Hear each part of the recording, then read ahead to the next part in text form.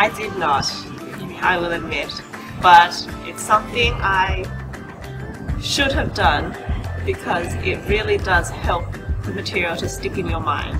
Yeah, say that. I regret not looking over my notes when it was fresh in my mind. Because you forget things. Yeah. 2 months later, it'll have gone out of your mind and you will not remember doing it at all. That's from experience. I try to do it every week, just so that when it comes time to study for the exam, that's already been done and all I have to do is learn the content. What I did is I had my laptop and I'd have the slides downloaded onto it and I'd type during the lecture, then I'd get home and that evening or the day after or the weekend after, if I was really stressed and had lots of stuff going on, I would write it all out by hand. I'll be honest, at first no, but then I found what was more effective for me is I prefer to look at stuff beforehand, so then I got more out of the lecture in the first place.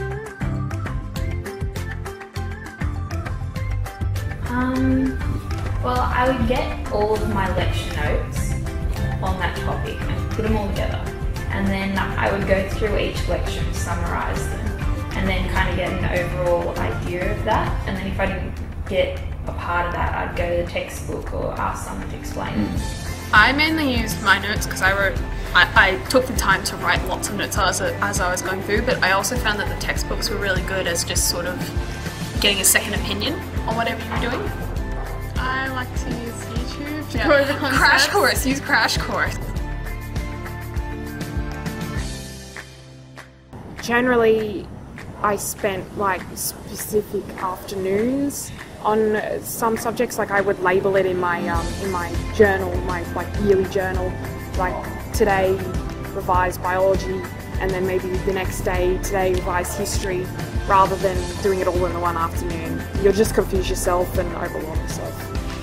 You won't have to work on your 5 subjects equally unless you're like same skill level in all of them. You'll find that as with school, some subjects you need to spend more time in, and others because you have a better grasp on that, you don't need to spend as much time.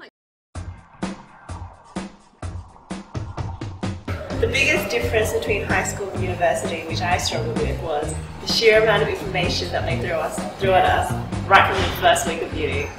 Yeah, there's a lot more content. And they don't spoon feed you, they don't take you through it all. It's a lot more independent learning. Yeah. I miss syllabuses. Yeah. Like I had no idea how to study first semester. Yeah. Because I was so used to just answering syllabus dot points. Same here. And then they're like, no, there's none. And they really like give you no idea of the depth of what you're meant to know to certain areas. Yeah, most lecturers just say you'll be examined on what we say and what's on the slides. Probably used to having your HSC subjects really structured around a sort of list of dot points.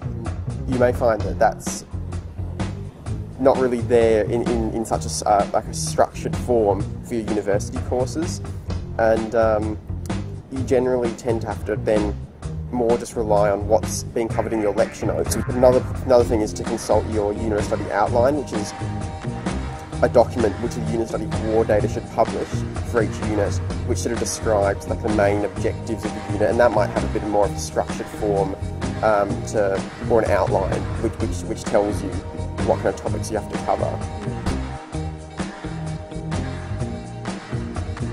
Yes, definitely.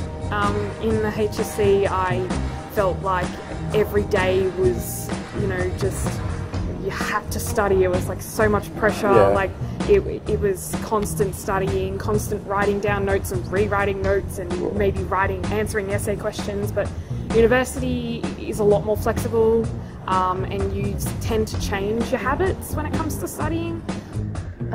I didn't do any science subjects in the HSC. I couldn't really apply my history and English and language study methods to learning science at uni, so I found I needed to write sort of really short weekly summaries and just compress all the information I really needed to learn. I'd say that my HSC study method was really different from uni, just for the fact that a lot of subjects you do, for example biology, in the HSC you just write your really pretty colour-coded notes and you basically do judgment just statements, memorise all the dot points. And then I find in uni everyone got anxiety because they're like, where's the syllabus? Where's the syllabus? Yeah. This professor, and they're like, there is no syllabus, and everyone was like, freaking out. They have general learning outcomes, but helpful. as the professors often say, we can't just put a stop on biology.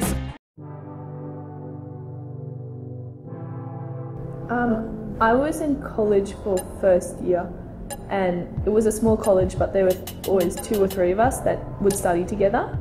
But I think mainly we didn't talk to each other while we were studying. We just made sure that we didn't get off track. We just sat with each other and studied, and occasionally explained things which could be really useful. But I thought the best part of the study group as such was just someone else making sure that I was studying instead of going on Facebook or playing games on my phone. I prefer studying on my own just because of the time commitment, and also I tend to get distracted in big groups. I think they're a good idea if you're someone who needs to be kept on track though.